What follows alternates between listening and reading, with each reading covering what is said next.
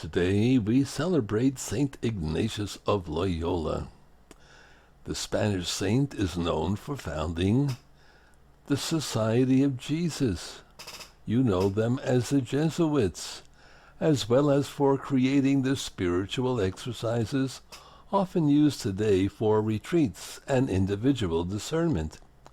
He was born into a noble family in 1491 in Spain. He served as a page in the Spanish court of Ferdinand and Isabella. He then became a soldier in the Spanish army and wounded his leg during the siege of Pamplona. During his recuperation, he read Lives of the Saints. The experience led him to undergo a profound conversion, and he dedicated himself to the Catholic faith. After making a general confession in a monastery in Montserrat, St. Ignatius proceeded to spend almost a year in solitude. He wrote his famous spiritual exercises and then made a pilgrimage to Rome and the Holy Land, where he worked to convert Muslims. St. Ignatius returned to complete his studies in Spain and then France, where he received his theology degree.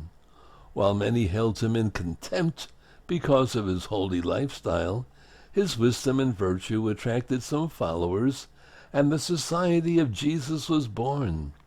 The society was approved by Pope Paul III in 1540, and it grew rapidly. St. Ignatius remained in Rome, where he governed the society and became friends with St. Philip Neri.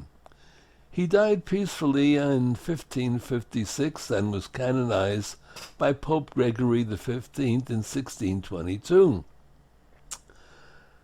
In 2006, Pope Benedict XVI presided over a Eucharistic concelebration for the Society of Jesus.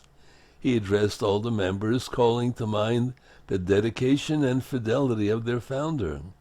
St. Ignatius of Loyola was first and foremost a man of God, who in his life put God, his greatest glory, and his greatest service first.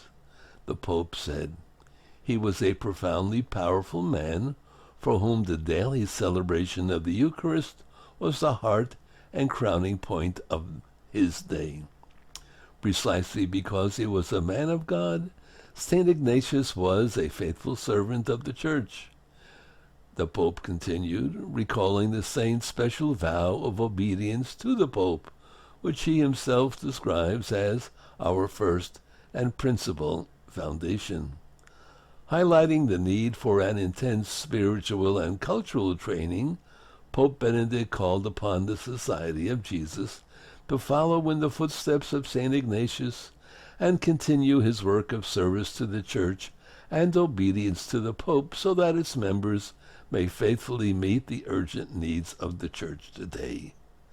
St. Ignatius of Loyola, I used to go very frequently to the Basilica, which is very close to our headquarters in Rome, near Trevi Fountain.